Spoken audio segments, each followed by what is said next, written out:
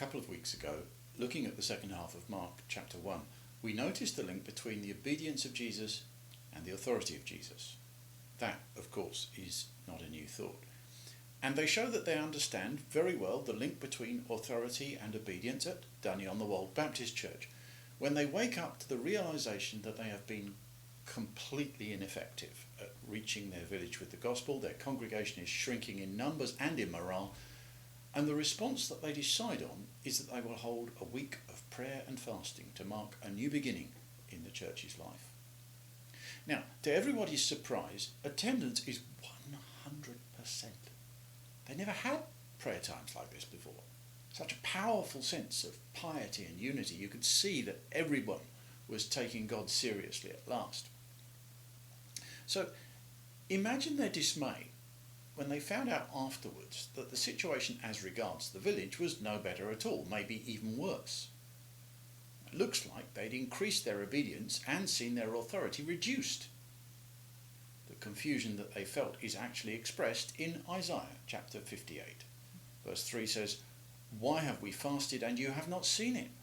Why have we humbled ourselves and you have not noticed?" Now there is an answer to that question, and it would not have been the one that they expected. In verse 1, the prophet is told to declare to my people their rebellion and to the house of Jacob their sins, and he's told to do it loud. Their offence against their Lord is a big deal. So what have they done? Verse 2 starts, "Day after day they seek me out." How can seeking the Lord possibly be a sin, an act of rebellion? Then comes the explanation. They seem eager to know my ways, as if they were a nation that does what is right and has not forsaken the commands of its God. They ask me for just decisions and seem eager for God to come near them. Appearances and reality are completely at odds, and of course the living God has no trouble whatsoever in distinguishing between the two.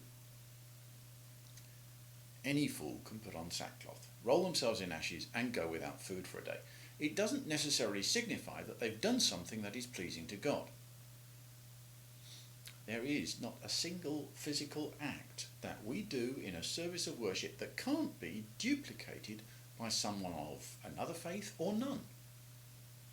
So although we feel, having done church, that we've done something good, we need to be aware that the appearance may equally be at odds with the reality. This is the thing about worshipping the living God who was and is to come. He sees exactly what is going on. Of course, the idols in the temples see nothing, and the priests of the idols in their temples only see whatever it is that you do while you're in the temple. Keeping up appearances there is a cinch.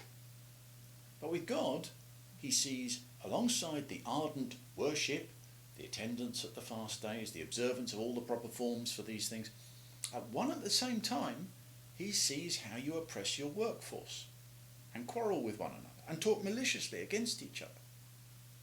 He knows that someone who has genuinely humbled themselves will not have room in themselves for strife with other people. What is really going on here is not pleasing God, but people pleasing themselves and using religion to keep God sweet.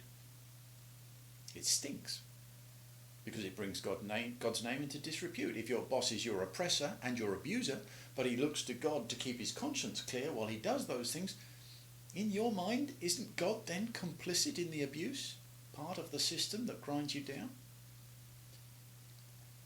This is not God's definition of a good time of worship.